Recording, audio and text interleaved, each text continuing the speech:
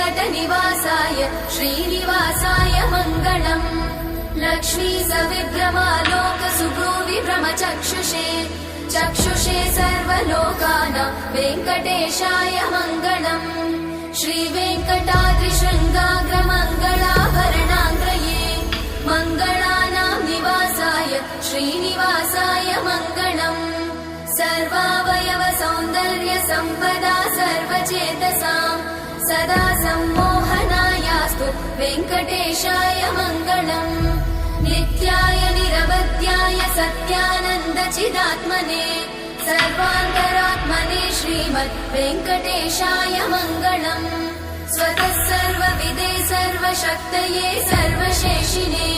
सुलभाय सुशीलाय वेङ्कटेशाय मङ्गलम्।